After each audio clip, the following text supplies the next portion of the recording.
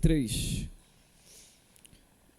Vocês já me viram falar muitas vezes desse salmo, e hoje eu vou falar como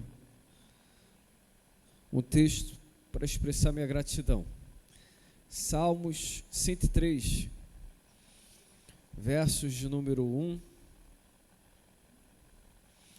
até o verso de número 2. Do 1 ao 2 diz assim: Bendize, ó minha alma, ao Senhor, e todas as minhas entranhas, e os seus entranhas, seu santo nome.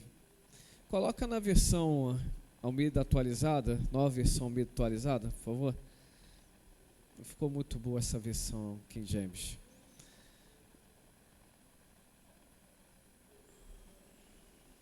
Isso, obrigado. Bendiga minha alma ao Senhor e não se esqueça de nenhum só de seus benefícios. No verso 1, verso 2, por favor. Isso. Bendiga minha alma ao Senhor e tudo que é em mim, bendiga o seu santo nome. 2. Bendiga minha alma ao Senhor e não se esqueça de nenhum só dos seus benefícios. Nenhum só dos seus benefícios. Olha, igreja, eu estou extremamente alegre em Deus por tudo aquilo que Deus tem permitido viver. Confesso que 10 anos passaram muito rápido. Eu acreditava que tinha demorado mais, mas fazendo uma retrospectiva na última semana, percebi que, na verdade, saltaram. Não passaram, mas saltaram, e foi muito rápido isso. Desde o chamado de Deus na minha vida, que Célia lembrou muito bem, estava lembrando hoje, e em Deus, nada comentei com ela. Eu me lembro que de fato sentava aqui, o pastor Benilton chamou, mas antes de ele me chamar, o Espírito Santo falou comigo, dizendo assim: ele vai te chamar para orar. E meu coração acelerou na hora, mas acelerou tanto, e eu olhei para ele assim, assustado, e diante de Deus, ele olhou para mim, e antes de ele me chamar, eu já sabia que ia orar. E depois daquele dia, a minha vida nunca mais foi a mesma, mas nunca mais mesmo. Hoje, com 39 anos de idade, eu posso dizer que aprendi com muitos gigantes na fé. E eu quero aqui destacar nessa palavra sobre gratidão, sobre perceber as coisas pequenas da existência e achar graça nelas. Entender como uma bondade de Deus, um ato de misericórdia para a sua vida. Em primeiro lugar, eu quero trazer a vocês a primeira escola que eu tive, no sentido já da minha adolescência. Mamãe foi essencial nos cultos, nos lares, mas a escola que eu tenho levado quando vou pregar em alguns lugares, ou dar aula, eu tenho falado da escola dos joelhos calejados. E a escola dos joelhos calejados que me ensinou o significado desses salmos. E eu estou falando da minha vovó Ruth. Ela, enquanto tinha consciência, ela por muitos anos alimentou uma oração todas as segundas-feiras na casa dela, na parte da manhã. E nós ficávamos, às vezes, horas ajoelhados, ali orando por toda a família. E vovó, ela orava literalmente por toda a família, nominalmente. Era mais ou menos assim: Senhor, abençoe a filha mais velha. Aí citava o nome. Abençoe o esposo, e citava o nome e falava todas as causas. Abençoe o filho mais velho, citava o nome e falava as causas. Abençoe o segundo filho, e ia embora. E aí você imagina que só a oração dela era 1 hora no mínimo, porque ela ia citando todo mundo da casa dela. Todo mundo. Mas um belo dia ela levantou muito cansada da oração e ela vacilou com as roupas dela. Ela sempre usou roupas abaixo do joelho ou dos joelhos. naquele dia a vovó Ruth vacilou, porque quando ela levantou, a saia dela estava um pouquinho só na altura do joelho, ou dos joelhos. E pela primeira vez eu vi os joelhos da minha avó, e eu percebi que os joelhos da minha avó possuíam calos. Eu nunca tinha visto algo como aquilo. Aquilo me impressionou de uma forma extraordinária. E com a vovó eu percebi que não há ministério sem oração. Não tem como você levantar algo sem oração. Pode ser na sua casa. Se você quer comprar uma casa, se você quer comprar um carro, quer comprar uma geladeira, quer comprar uma televisão, se você é crente, não faça sem antes submeter aquela vontade à oração. Sem oração você não se move. Até mesmo nos BOs de dentro de casa, quando vê que a coisa está se estendendo, opte pelo silêncio. É melhor perder para Deus do que para o homem. E lembre-se sempre, famílias ministeriais, famílias cristãs, sofrem ataques dobrados. Porque o inimigo sabe que se a casa estiver desqualificada, desorganizada, o obreiro, a obreira não conseguirá servir plenamente ao Senhor. Estou sendo pesado com minha palavra? É bíblico. Por isso, submeta a sua casa, a sua família, diante de Deus em oração. Abra mão de determinadas coisas. Na escola do deserto, descobri que as pequenas coisas também passam por uma vida de sobrenatural com Deus. De jejuns, de vigílias, de entregas. Às vezes nós conseguimos comer o dia inteiro, principalmente no tempo de festas como está vindo agora. E são maravilhosos esses tempos de festas. Eu gosto muito de comer rabanada, eu gosto muito de comer pastel de queijo. Eu gosto muito de comer churrasco, gosto. Apesar que meu corpo, meu estômago não está aguentando tanto mais. Mas eu gosto de comer. Mas eu vejo às vezes que as pessoas, elas estão sempre dispostas a comer muito. Mas às vezes, por causa da família, por causa do ministério, elas não estão dispostas a deixar de comer diante do Senhor. Buscando um propósito diante de Deus. Acredite, e aqui eu termino a escola, pelo menos a primeira escola, que é dos calos, joelhos com calos. Meus irmãos, um edifício não fica em pé se não tiver boas sapatas, bons fundamentos. A oração e a entrega são essenciais. O jejum é essencial. O jejum é essencial. Mas eu aprendi uma segunda escola. Muitos anos atrás, eu vi um filme chamado Biografia de Billy Graham, ou de Billy Graham, como nós costumamente falamos. E Billy Graham me ensinou 3 coisas desse filme que ele fala da biografia dele. Primeiro, se Deus chamou, não se envolva com política. Não se envolva com políticos. 2, não fale de ministros, pastores ou pastores. E 3, não fale de igrejas. Deus te chamou para pregar o evangelho. E ele explica o porquê desses 3 pontos. E eu nunca mais esqueci. Por que não política e não políticos? Por que não falar de pastores e não por que não falar de igrejas? Porque o nosso chamado é pregar o evangelho. Deus não nos chamou para sermos críticos. Deus nos chamou para sermos atalaias de Deus aqui na terra, arautos do Senhor, propagadores do Evangelho. Algumas vezes as pessoas acreditam que ministério nababesco ou próspero passa por muitas críticas. Eu estou longe disso. Aprendi com Billy Graham que a minha vida ela precisa estar pautada em Deus.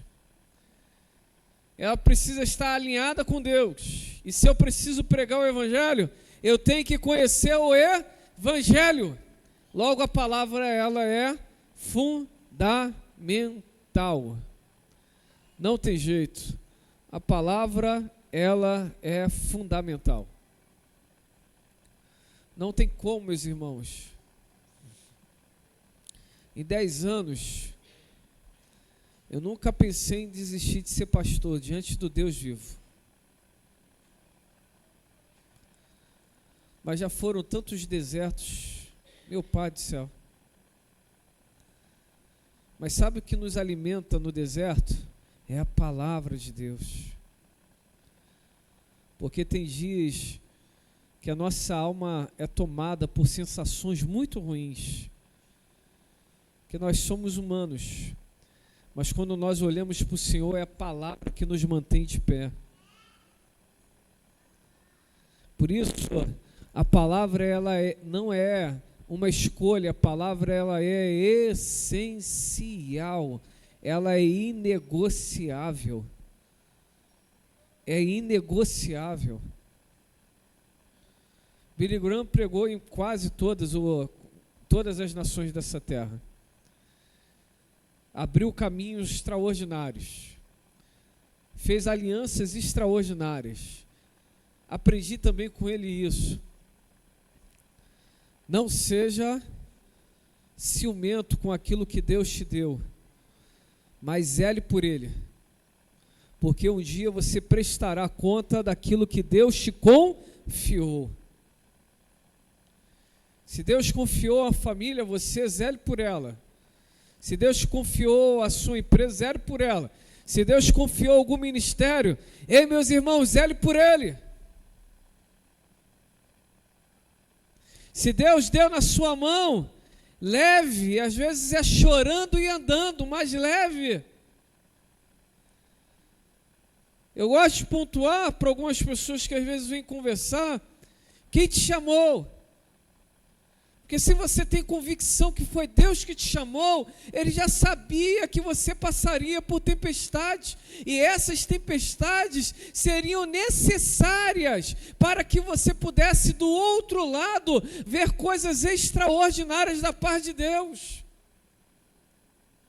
Os discípulos nunca viveriam o que eles viveram no caso da libertação do endemoniado gadareno, se eles não tivessem antes vivido uma tempestade no meio do mar. Antes de grandes embates, Deus nos prepara. E às vezes Ele permite que determinadas coisas aconteçam para nós nos despertarmos para aquilo que Ele deseja para as nossas vidas. Por isso, olha, na escola de Billy Graham, eu aprendi que nós precisamos nos agarrar à palavra e sermos direcionados por ela. E por fim, pessoal, eu falei que seria rápido. E eu quero terminar desta forma. Eu aprendi a terceira escola. E eu aprendi há pouco tempo atrás. Estava ouvindo o pastor Douglas Gonçalves na Semana da Virada em São José dos Campos. E ele, alguns anos atrás, ele liberou uma palavra. Ele disse assim: agradeça que cresce. Agradece que cresce. E aquilo entrou no meu coração de uma forma tão positiva, tão maravilhosa. Eu acredito muito em mensagens proféticas. E eu entendi uma coisa muito incrível. Eu preciso me alistar na escola da gratidão. Eu preciso me alistar na escola da gratidão. Nós temos muitos motivos para reclamarmos da vida. Se perguntarmos, cada um aqui, olha como a igreja está linda, obrigado por vocês terem vindo hoje. Eu fiquei em casa assim, será? Eu trabalhei até 5:30 da tarde hoje, meus irmãos, e foi aquele dia difícil. Eu comecei, era 6 e pouca da manhã e fui parar agora, 5 e pouca da tarde. Aquele dia que a gente almoça na frente do computador para tentar dar vazão às coisas. Conversas difíceis com clientes. Difícil. Sabe, aquele dia é puxado. E eu estava em casa, depois que terminei a pregação, o trabalho, e eu lembrei aqui da igreja e falei, vou escrever uma mensagem para convocar a igreja, porque eu esqueci ao longo desses dias, e eu no meu coração falei assim, Senhor, faz com que a igreja chegue, Senhor. Eu queria tanto ver a igreja cheia na quarta-feira, Senhor, diante de Deus. Eu falei isso para Deus, Alice, porque tem dias que o teu coração precisa de algumas respostas assim. Você não quer ver um anjo descer, são coisas simples. E eu falei, Senhor, não sei nem como escrever diante de Deus. Falei que eu não quero escrever para machucar os outros.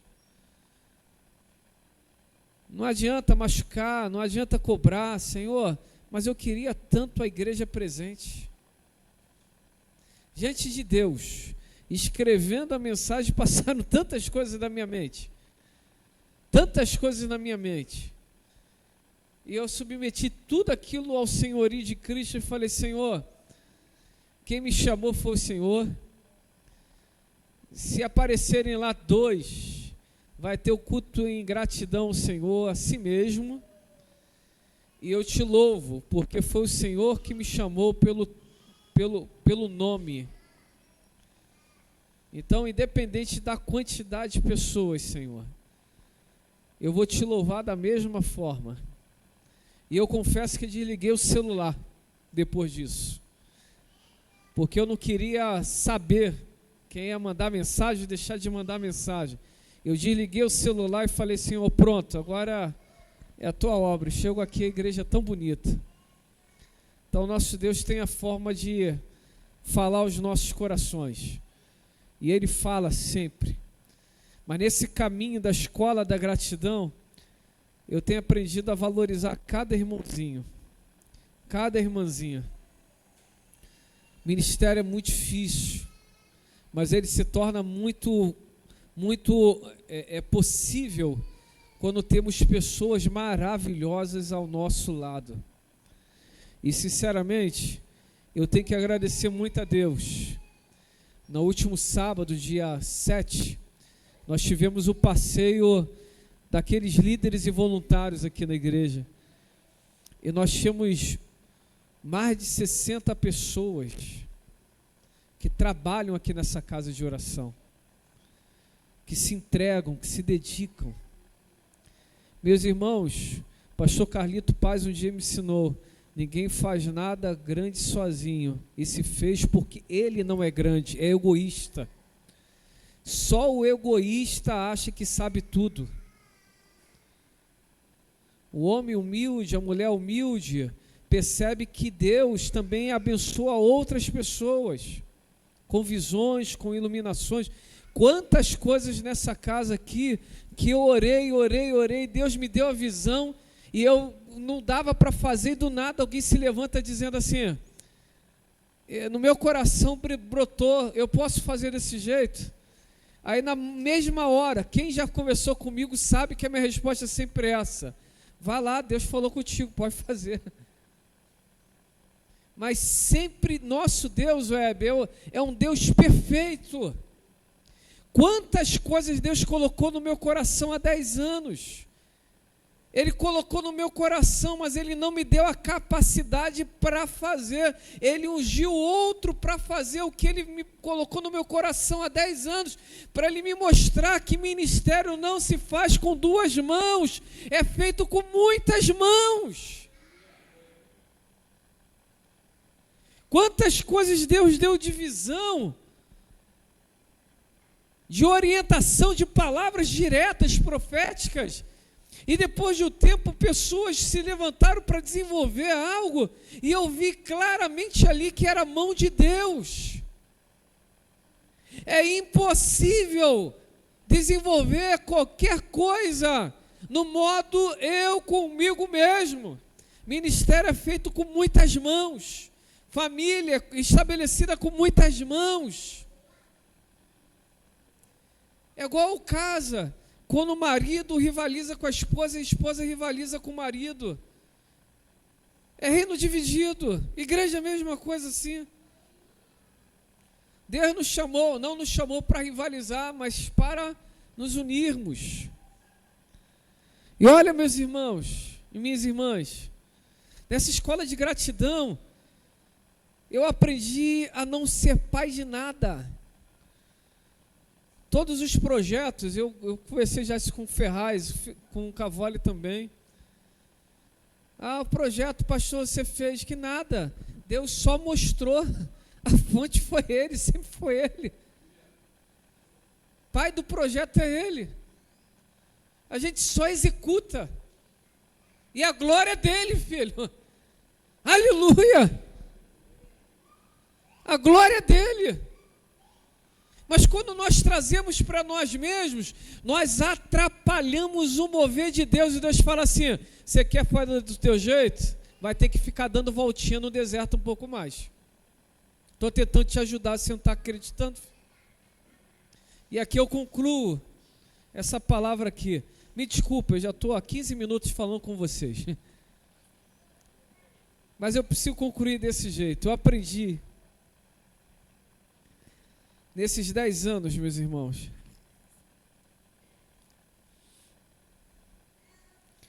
que sem a gratidão a gente não vai chegar a lugar algum. Essa casa, há 10 anos atrás, ela estava muito espancada.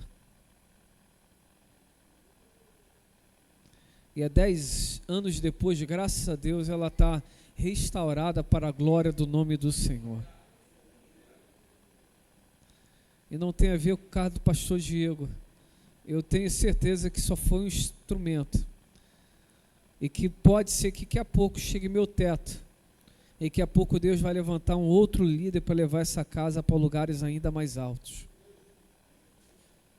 Mas no meu coração, o que o Senhor colocou, em 10 anos, já estamos quase completos. Mas Deus tem colocado outras coisas.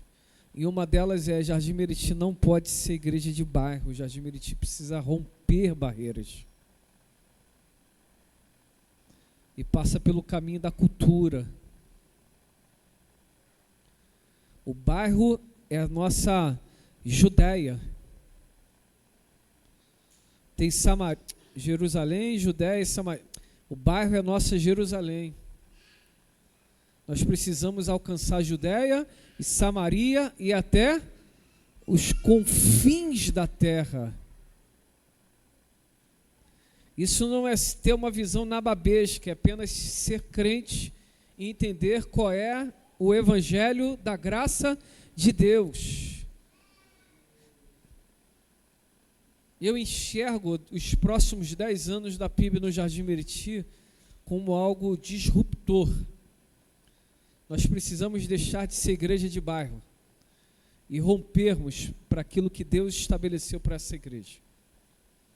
Então, termino e agradeço a paciência de vocês estarem me ouvindo há 20 minutos. E minha oração é que Deus continue nos fortalecendo de forma muito poderosa. Obrigado, Celinha.